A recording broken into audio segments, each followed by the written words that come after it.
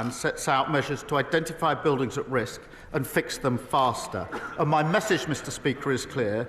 The funding is there to fix this, and there's no excuse not to deliver for residents. Adrian Ramsay. Thank you, Mr. Speaker. Expanding London's airports and building a third runway at Heathrow would be incredibly irresponsible in the midst of a climate emergency, flying in the face of the Climate Change Committee's advice. The Prime Minister clearly knows this because he and 7 Cabinet colleagues voted against a third runway at Heathrow in 2018. So can the Prime Minister confirm what is his position now? Prime Minister. Mr. Speaker, I'm not going to comment on speculation. He knows that we are, as a government, we are committed to growth, we're committed to the aviation sector and to our climate obligations. But I'm not going to take lectures from those who talk about climate change but oppose vital renewable infrastructure in their own constituency. Wilson solar farms. Thank you, Mr. Speaker. In Swindon North, we have the Panatoni Park development. It is one of the largest employment developments in Europe. It's got massive potential for growth. Will the Prime Minister join me in acknowledging the site for boosting economic growth in not only my region but the country, and will he come and visit it with me? Thank you. Prime Minister. At the heart of our plan for change is growth, Mr. Speaker, to fund our public services, create good jobs and raise living standards across the country. He's right to champion one of the largest brownfield sites in the UK, which could create over 11,000 jobs on site and add £1.2 billion to the economy. It underlines the importance of this government bringing economic stability, creating the National Wealth Fund and driving up growth. Luke Taylor. Thank you, Mr. Speaker. Recently, the Prime Minister visited Epsom Hospital, where he committed to not just paper over the cracks in the NHS after years of Conservative lies. Yet on Monday, his government confirmed that our St Helier Hospital will develop these wounds and the hospital will crumble. Mr. Speaker, St Helier Hospital will not survive the delay this has introduced. People will die and NHS staff will break. So I ask the Prime Minister, will he apologise to my constituents as they wait years for a new hospital building? And will he visit the hospital with me to witness first-hand the dire situation our residents face? Prime Minister. Well, Mr. Speaker, he's right to raise the concerns of his constituents, and I'm not surprised that they're frustrated or even angry at the lack of delivery under the previous government. There was no credible plan. Mr. Speaker, they shut. Let me read the Infrastructure and Projects Authority's verdict on what we inherited. This is their words. There are major issues. Prime Minister.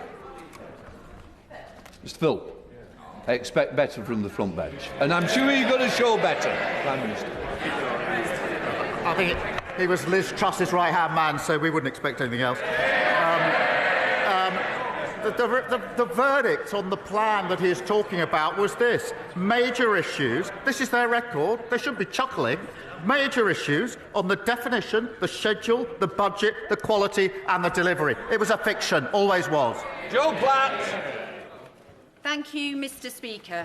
Alongside Greater Manchester MPs, I recently met constituents who shared distressing accounts of malpractice by a spinal surgeon affecting many across the region. They have formed an injured staff and patient group, but despite a review, they feel justice hasn't been served and the Hospital Trust is yet to conduct a full patient recall. Will the Prime Minister arrange a meeting with the group and the relevant minister to help them get the justice that they deserve? Well, I thank her for raising this awful case, and the stories and accounts that she puts forward are heartbreaking and deeply concerning, and I will make sure that she and the group receive a meeting with the relevant health minister at the earliest opportunity. Sir Bernard. When it comes to his budget, which raised taxes, raised borrowing and raised public spending as a strategy for economic growth, when is the Prime Minister going to accept the words of the Labour Prime Minister in the 1970s, who explained to a Labour conference that in all candour that option no longer exists, and that the only way to obtain sustained economic growth will be by cutting taxes and cutting regulation? Prime Minister. Well, he must have missed recent reports. The ONS has just said that we've got the highest investment for 19 years. The PwC have just said that this is the second best place to invest in the world. The IMF have just upgraded growth, now saying we're predicted to be the fastest growing major European economy. Wages are up and inflation is down. That's after just 6 months. Closely writing.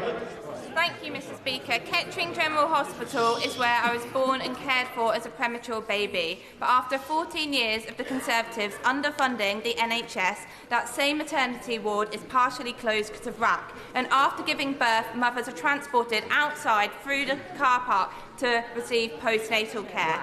So will the Prime Minister visit Kettering General to discuss how we can support services like the maternity ward and while we await our rebuild? Prime Minister. Well, she's been a determined champion of Kettering General Hospital, and rightly so. And there are deep anger about the delay to the works because of the failure to have a plan on the party opposite.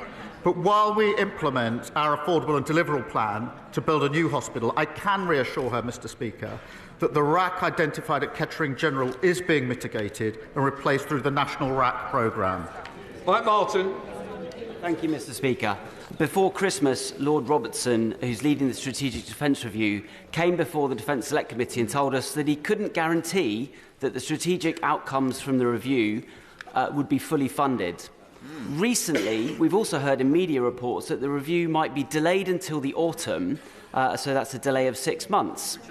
Will the Prime Minister take this opportunity to state categorically to the House that the Strategic Defence Review, with its important requirements for the defence of our nation, will be fully funded and delivered on time?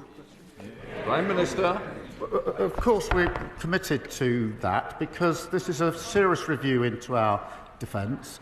It needs to make sure that we understand the challenges we face and have the capability to deal with those challenges in the modern era. So that's the exercise that's going through. We've committed to the path to 2.5%. As he knows, the last time 2.5% was spent on defence was under the last Labour government. And that is the difference between the approach on this side of the House and the approach on that side of the House. Harpley Temple. Huddersfield Royal Infirmary has recently reduced its elective waiting list from a high of 4,000 to just 20. Will the Prime Minister join me in paying tribute to NHS staff at my local hospital?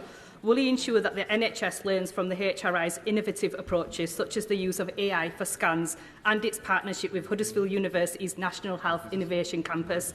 And whilst the Prime Minister does his hospital tour, can I also invite him to Huddersfield to see the transformative work being done? Prime Minister. Look, can I thank her because the achievements of the hard-working staff at Huddersfield Royal Infirmary prove that you can bring down waiting times through our plan for change. And it is important we're applying that best practice and innovation across the NHS. We must do more. We inherited record waiting lists and we are now bringing them down. Andrew Snowden. Very much, Mr. Speaker. In what is supposed to be a honeymoon period for a new government, the Prime Minister has sacked his Chief of Staff, forced his City Minister and Transport Secretary to resign, whilst Number 10 has been briefing against the Pensions Secretary, Home Secretary and Education Secretary. Is it not time that the Prime Minister accepts that the root causes at the heart of this government are with him, not them? We just won a landslide victory. We've got a massive majority. We're getting on with the job. And Mr. Speaker, I don't think we saw.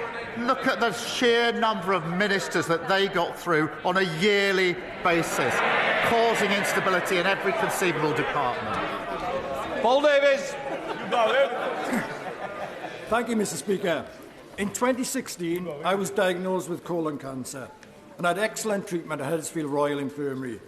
I was one of the lucky ones, as the Tory governments after 2015 failed in the fight against cancer, with over 380,000 patients in England not treated on time.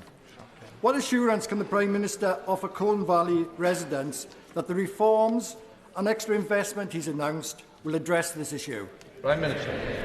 Well, can I start by wishing him a speedy recovery from his recent treatment?